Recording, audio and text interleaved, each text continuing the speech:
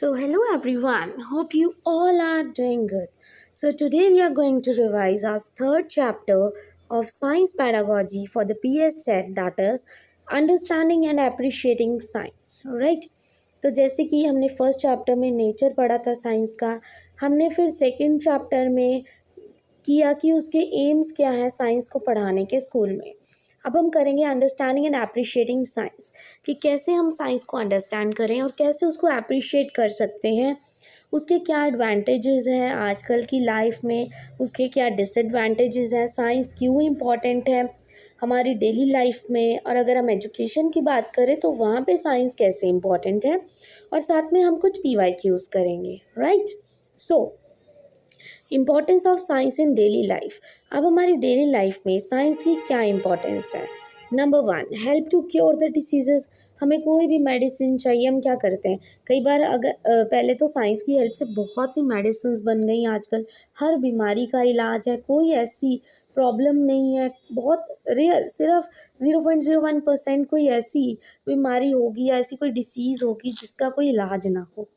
Right, और plus point ये है कि अगर आप खुद मेडिसिन लेने ना जा पाओ तो आप ऑनलाइन क्या है ऑर्डर कर सकते हैं। तो ये टेक्नोलॉजी का सबसे बड़ा एक तरह से एडवांटेज है हम सब के लिए।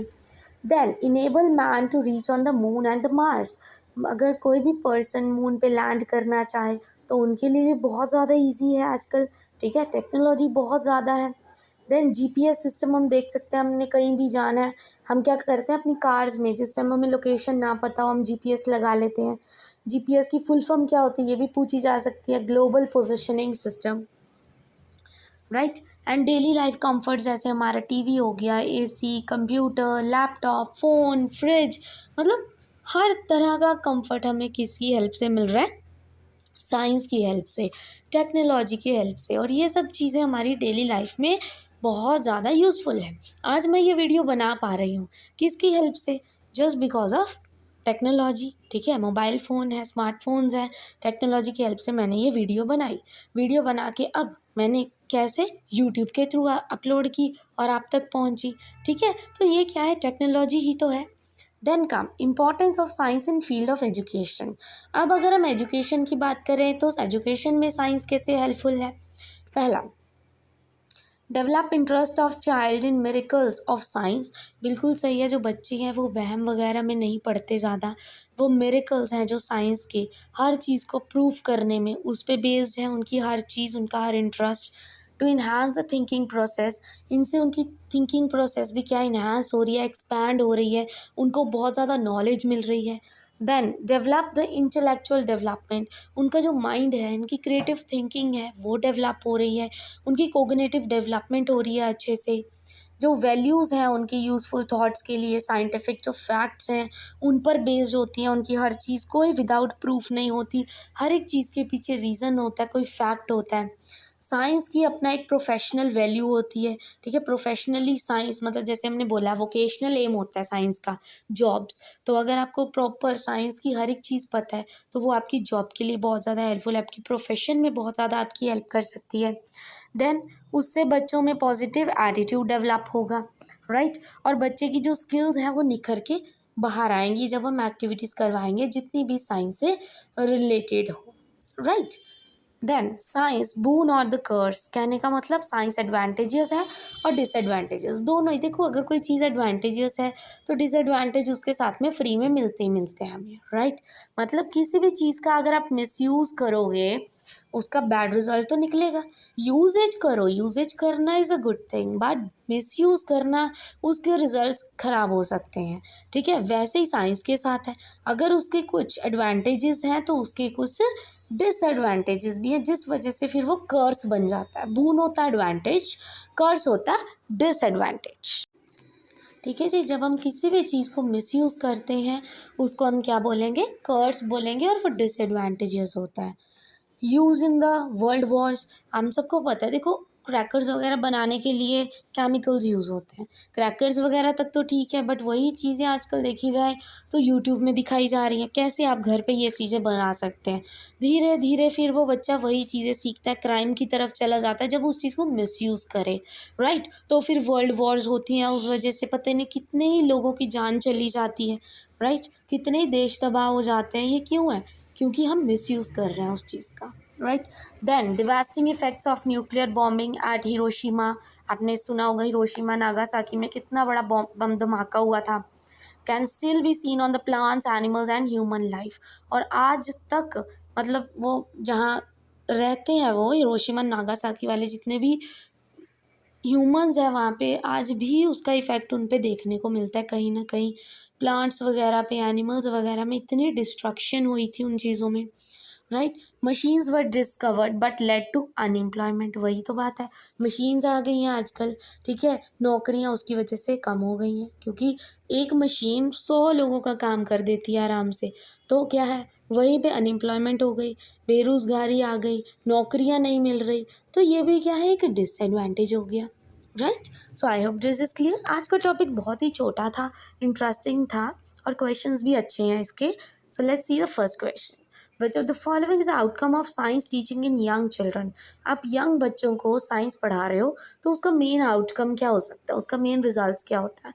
पहला, to develop understanding in them. बिल्कुल सही है, देखो इससे बच्चे में अंडरस्टैंडिंग बढ़ेगी हर एक चीज़ को लेके। फिर बच्चे का साइंटिफिक पॉइंट ऑफ व्यू भी डेवलप होगा, बिल्कुल सही है। पर उनमें लिटरेचर स्किल्स लेके आनी है, आपने उनको बुक थोड़ी बनवानी है या उनसे कोई स्पीच थोड़ी दिलवानी है जिसके लिए आप पढ़ा रहे हो। आप तो उनको अंडरस्टैंडिंग करवाना चाहते हो, उनका साइंटिफिक थिंकिंग डेवलप करना चाहते हो। सो ए और B option is correct, but C is not correct. So A option is your correct one here. I hope this question is clear. Now comes to the next question.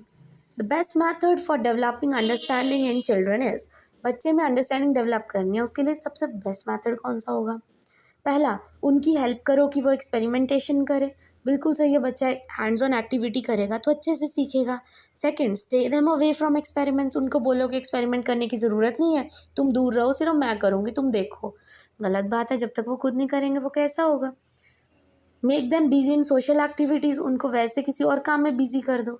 नहीं जी, आपने science develop करनी है बच्चे में understanding. Stay them away, उनको दूर रहने के लिए बोलो, ये भी गलत है। अगर आप उनको बोलोगे कि तुम खुद करो उस चीज़ को और फिर सीखो, फिर वो बेस्ट सीख पाएंगे। So A option is your correct one here. Now the next question. Which of the following is not important in science teaching. Science teaching में ये चीज़ें इंपॉर्टेंट, कौन सी चीज़ इंपॉर्टेंट नहीं है। पहला, इट डेवलप पॉजिटिव एटीट्यूड। बिल्कुल सही है, साइंस टीचिंग से बच्चे साइंस सीखेंगे, हम साइंस टीच करेंगे, इससे पॉजिटिव एटीट्यूड आएगा। बिल्कुल सही है, पॉजिटिव एप्टीट्यूड स्किल्स आएंगी।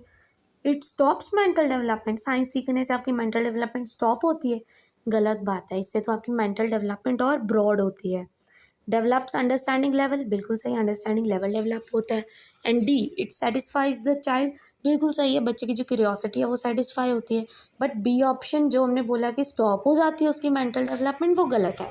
नॉट पूछा है तो B option is your correct one. Now next question. It is important to organise local, town, state level scientific competition activity because. बच्चों से एक्टिविटीज़ करवानी क्यों ज़रूरी है, लोकल लेवल पे, टाउन लेवल पे या स्टेट लेवल्स पे। इससे टीचर एंटरटेन होता है इसलिए? नहीं जी।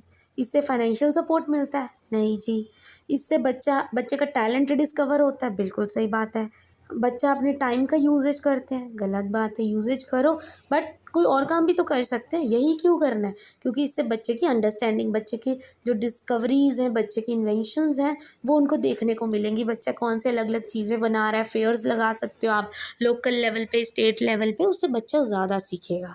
सो C option is your correct one. Now the last question is, which one of the following helps in better understanding of science. इसमें से कौन सी ऑप्शंस है जिससे साइंस ज़्यादा अच्छे से सीख सकता है, बच्चा अंडरस्टैंड कर सकता है। पहला, लर्निंग बाय डूइंग। बिल्कुल सही है, अब खुद करके देखेगा तो ज़्यादा अच्छे से सीखेगा। Then by observing. बिल्कुल सही है, बच्चा ऑब्जर्व करके भी सीखता है। तो दोनों ए और बी सही है, तो C option is your correct one here, right. So this is all about today. तो हमारी ये थर्ड चैप्टर की भी रिविजन हो गई है एंड आई होप आज की वीडियो आपके लिए यूज़फुल रही हो। मेरा थोड़ा सा थ्रोट पेन है, उस वजह से मैं ज़्यादा ऊंचा नहीं बोल पाई। आई होप कि आपको जितना मैंने समझाया आपको अच्छे से अंडरस्टैंड हो गया होगा और आपके लिए वीडियो यूज़फुल रही हो। और अगर आपको वीडियो अच्छी लगी हो, इन्फॉर्मेटिव लगी हो, then please don't forget to like and subscribe my channel. Thank you very much.